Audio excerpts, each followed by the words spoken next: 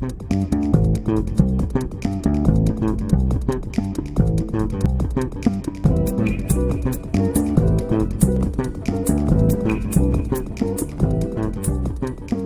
mon nom est Sylvie Richard de la direction des coopératives du ministère du Développement économique, de l'Innovation et de l'Exportation.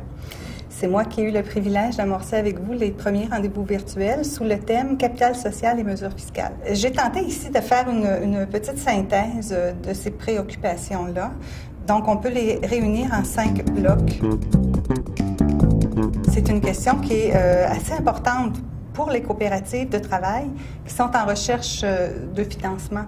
On constate souvent que les programmes qui supportent le démarrage des entreprises sont bien, s'adressent aux OBNL, mais ne précisent pas dans leurs conditions d'admissibilité que les coopératives sont des entreprises admissibles.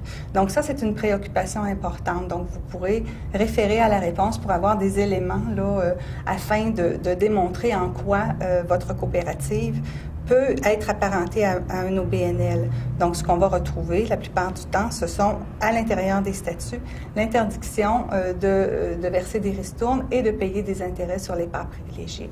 Donc, avec ces caractéristiques-là, une coopérative de travail peut être apparentée à un OBNL.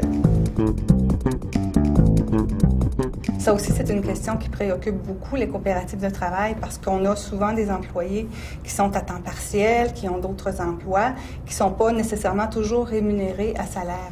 Donc, il faut vraiment aller analyser la nature du lien entre la coopérative et son employé pour déterminer s'il est une personne admissible comme membre et également admissible au régime d'investissement coopératif. On a également évidemment, traiter des différentes caractéristiques des parts et j'ai senti une préoccupation un petit peu plus grande pour la capacité d'émettre des parts privilégiées à des non-membres. Donc, c'est un fait qui est pas tout le temps connu. Donc, les coopératives peuvent émettre des parts privilégiées à des non-membres, mais elles doivent avant s'adresser en fait à l'autorité des marchés financiers pour connaître les mesures de divulgation auxquelles elles sont assujetties. Donc, une coopérative, quand elle émet à des membres, elle bénéficie d'une dispense de l'autorité des marchés financiers, mais quand elle émet à des non-membres, elle doit nécessairement faire un processus auprès de cette instance gouvernementale. Il y a une préoccupation qui est ressortie, c'est à savoir si une coopérative qui n'a pas complété son premier exercice peut bénéficier du régime. Donc, oui, elle peut en bénéficier, en autant qu'elle soit en mesure de démontrer qu'elle a déjà débuté ses opérations. Donc, dans une coopérative de travail, la plupart du temps, ce qu'on va demander, c'est qu'elle ait déjà commencé à verser des salaires à ses membres. Par rapport au régime d'investissement coopératif, on a également traité de la marche à suivre pour se prévaloir du régime. Donc, tous les documents à fournir, les références ont été données. C'est sur le site Internet du MDEIE.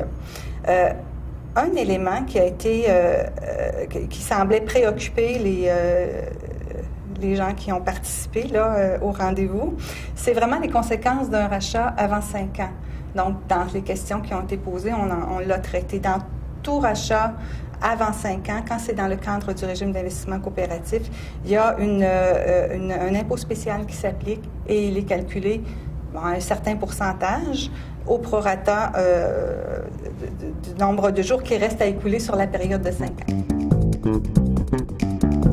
Donc, on a parlé du traitement des parts, de la réserve de valorisation et du solde de l'actif en cas de liquidation. Donc, les gens sont aussi préoccupés là, par ce qui arrive avec ces éléments d'actifs-là. Donc, il faut comprendre que par rapport aux parts, les membres sont à risque et quand on liquide une coopérative et qu'il n'y a pas suffisamment d'argent pour rembourser les parts, pour le membre, ça devient une perte. Donc, c'est du capital de risque au même titre que du capital action dans une compagnie. Voilà, comme vous le voyez, il s'agit d'un thème qui est extrêmement diversifié et vous aurez sans doute de nombreuses questions par rapport aux différents sujets qui ont été abordés.